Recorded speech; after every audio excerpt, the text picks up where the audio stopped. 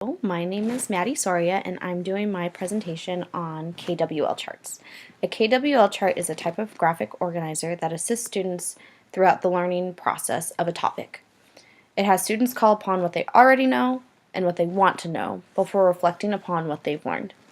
KWL charts can be used in different formats but hold the same idea. A common example is a large poster that the teacher fills out for the whole class. It can also be done in the same style on the whiteboard.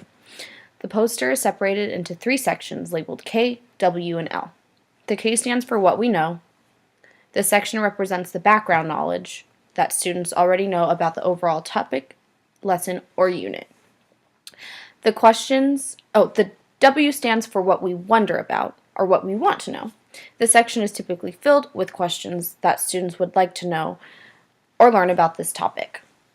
The L stands for what we learned. This section is filled out at the end of the lesson with new information that students have obtained. At the beginning of the lesson, the teacher will reveal a topic to the class. So for this example, we're going to use sharks as our topic. The class will then reveal what they already know about sharks while the teacher writes down the statements in the case section on the poster on the whiteboard. I'm using the whiteboard right now, just a little one. So under the case section, sorry it's backwards in the video, the case section statements can be sharks live in the ocean, sharks are meat eaters, sharks are fish.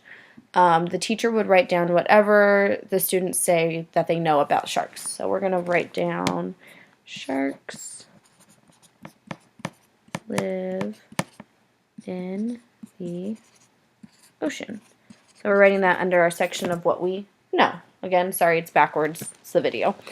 And then we would move on. So after allowing students to say what they know about sharks, and this first portion could go on for a long time because students will talk about every single thing that they know about sharks. It gets them involved, and students really want to share what they know. So after allowing a couple minutes to do that, we would move on to our W section. So students will ask what they want to know about sharks in the lesson. So examples of these questions could be how many species of sharks there are, what shark is the smallest, and do sharks have any predators? So we're going to use the predators question for our example. Do sharks have any predators? So we'd write that right there. And then the teacher would go into the lesson about sharks. And then during the closing or at the end, sometimes can be used as a post-assessment. The students will say what they've learned, and the teacher will write the statements under the L section, so what they've learned. Examples of these statements could be pygmy sharks are the smallest of shark species, or killer whales are predators of sharks. So we're going to write that one down because that would be what we learned in this lesson. Killer whales are predators of sharks. So obviously write it a little bit neater if it was in front of the class. It's just a little hard to do it during the video. So other variations of the KWL chart could be done individually by students. So they would fill out the chart themselves instead of the teacher. This could be done on a worksheet with a table with 3 columns, K, W, and L.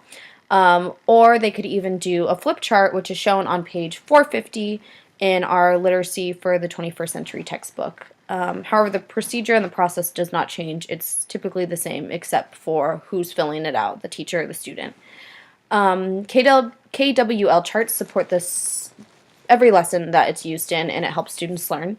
According to the Literacy for 21st Century textbook, KWL charts can be used to activate students' background knowledge about a topic.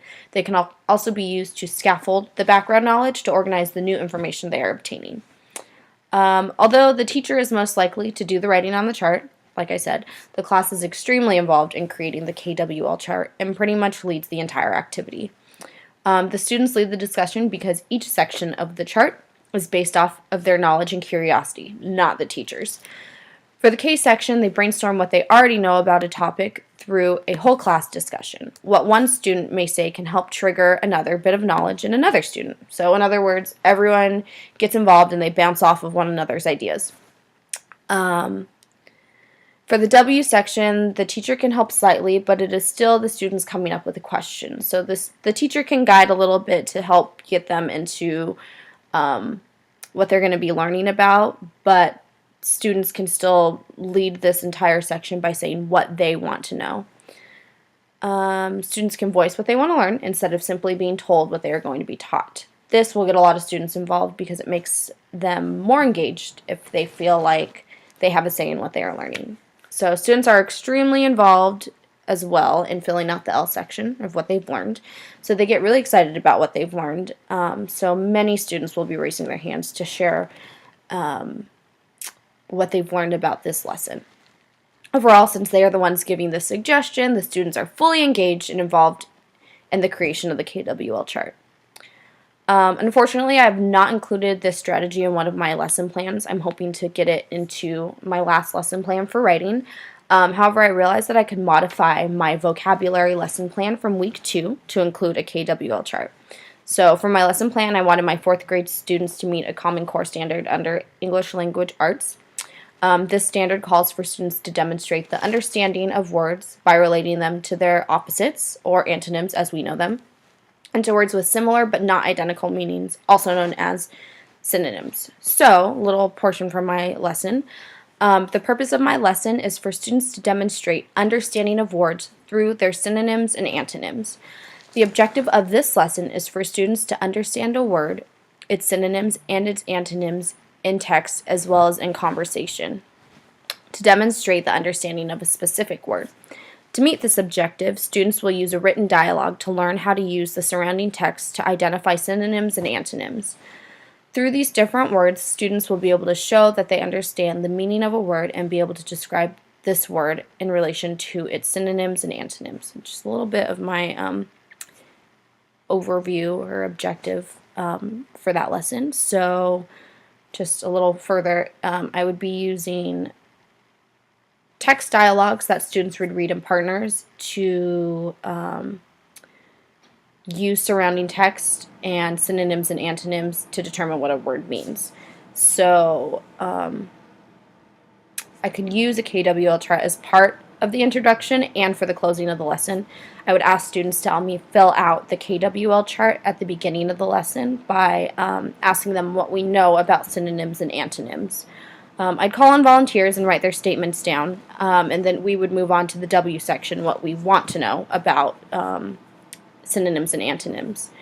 But I'd kind of lead students by saying, oh, I have a suggestion. How can knowing synonyms and antonyms help us figure out what a new word means? Students would probably ponder this and say, oh yes, Miss Soria put it on the board, so this would lead into our presentation and our activity. At the end of the lesson, students can lead me in filling out the L section using the information we learned about synonyms and antonyms from the lesson. So I selected this strategy because it was used in a technology course I took last semester.